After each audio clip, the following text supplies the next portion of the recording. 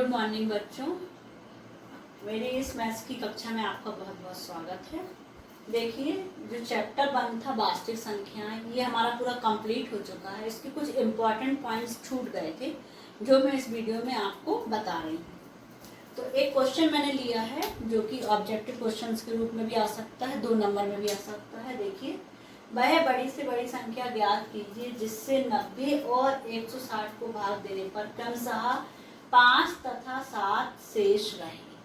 आपको सबसे बड़ी बात है कि इस क्वेश्चन में हमें बड़ी से बड़ी संख्या ज्ञात करनी है, और हमने बताया था कि बड़ी से बड़ी संख्या कौन सी होती है, महत्तम सार्थक होती है, जो दी गई संख्याओं को पूरी तरह से विभाजित करती है। लेकिन इस क्वेश्चन में हमें बड़ी से बड़ी संख्या तो ज्ञात करनी है, किसकी? 90 और 160 को भाग देने पर क्रमशः 5 तथा 7 शेष रहे। मतलब उस बड़ी से बड़ी संख्या को यदि हम 90 और 160 में भाग दें तो शेष बचना चाहिए। 90 में 5 भाग देने पर 5 शेष बचना चाहिए, और 160 में भाग देने पर 7 को शेष बचाना है। तो हम क्या करेंगे, वह बड़ी से बड़ी संख्या ज्ञात करने के लिए पहले ही इन शेष को घटा लेंगे। जितना शेष बचाना है घटा लेंगे। कहने का मतलब है कि 90 में से हम पहले 5 को घटा लेंगे और 160 में से 7 को घटा लेंगे, और जो आंसर आपका आएगा घटाने पर उनका हम निकालेंगे महत्तम सार्थक, तो वह आपका आंसर आ जाएगा इस क्वेश्चन का। तो हम लिखेंगे कैसे, देखिए, वह बड़ी से बड़ी संख्या, वह बड़ी से बड़ी संख्या जिससे 90 और 160 को भाग देने पर 160 को भाग देने पर क्रमशः कितना शेष बचाना है हमको? 5 तथा 7 शेष रहे। कॉमा लगाइए आप। वह बड़ी संख्या, वह संख्या आपका 90 ऋण 5 बराबर कितना आएगा? 85, और 160 में से कितना घटाएंगे? 7। ठीक है, तो कितना आ जाएगा? 153। वह संख्या 85, यहाँ लिख लीजिए आप, इसको ब्रैकेट कर दीजिए और यहाँ लगा दीजिए। वह बड़ी से बड़ी संख्या 85 तथा 153 का महत्तम समावर्तक होगी। ठीक है, तो आपका इस टाइप का एक क्वेश्चन और बनता है। इसी में यदि आपका लिखा होता है कि 90 और 160 में को भाग देने पर समान शेष पर 5 बचे, तो हम दोनों में से 5 घटा देते। यदि क्वेश्चन होता है कि समान शेष पर 7 बचे, तो दोनों में से 7 घटा देते। यदि समान शेष पर बचाना है तो पहले 1 से नंबर को घटा लेंगे। लेकिन इसमें 90 में से हमको कितना शेष बचाना था? 5, और 160 में से बचाना था 7। तो हमने 90 में से 5 को घटाया और 160 से 7 को घटाया। इस टाइप के 2-3 क्वेश्चन और बनते हैं, आपके एग्जाम में आते हैं जो। तो आपको जितना शेष बचाना है तो पहले आप उन संख्याओं को घटा लीजिए और फिर महत्तम सार्थक ज्ञात कीजिए यूक्लिड विभाजन प्रमेय से। हम लिखेंगे यहाँ पर, बताएंगे हम किस विधि से हम महत्तम सार्थक निकाल रहे हैं। यूक्लिड विभाजन प्रमेय का उपयोग करने पर, प्रमेय का उपयोग करने पर। ठीक है, अब हम देखते हैं कौन कौन सी संख्या होगी। 85 और 153 का महत्तम सार्थक निकालेंगे। तो 85 का भाग हम देंगे 153 में। ठीक है, यहाँ हम रफ्तार कर लेते हैं।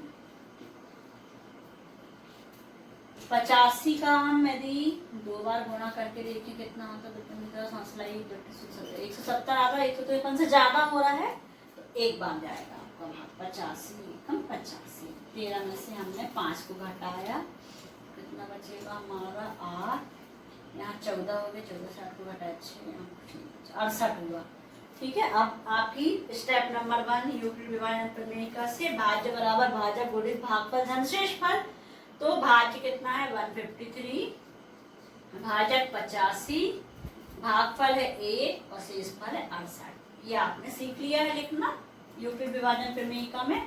अब हम स्टेप नंबर 2 के लिए 68 का भाग किस में देंगे? हम 85 में देंगे। ठीक है,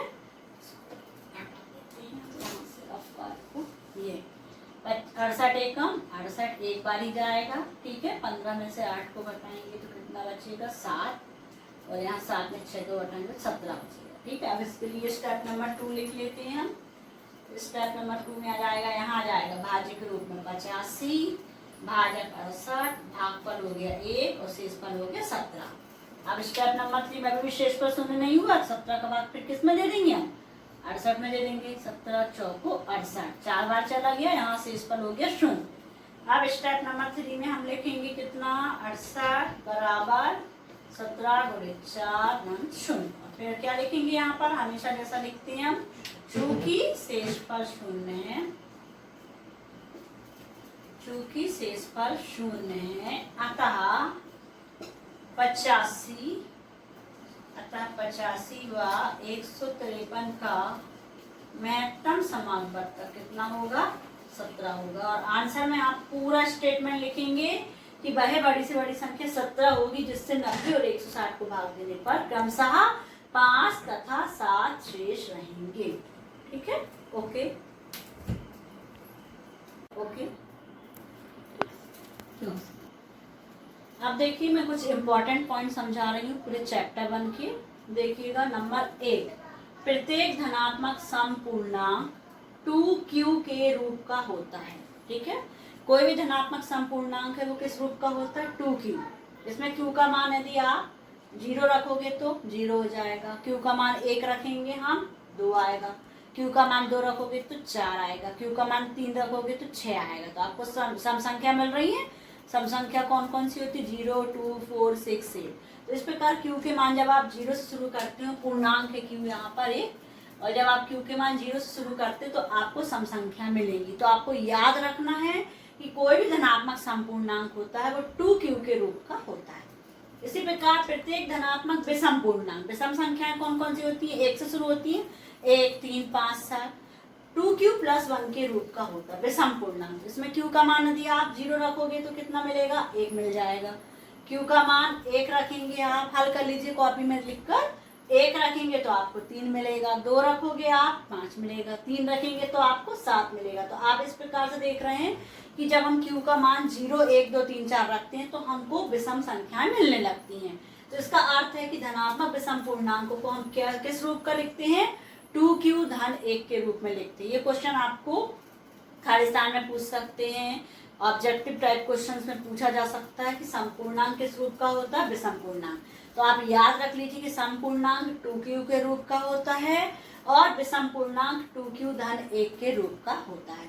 फिर थर्ड पॉइंट से हमारा एक परिमेय संख्या का दशमलव प्रसार शांत होगा या अशांत आवर्ती। हमने आपको बताया ये 1.4 में कि परिमेय संख्या का दशमलव प्रसार शांत होगा या अशांत आवर्ती होगा।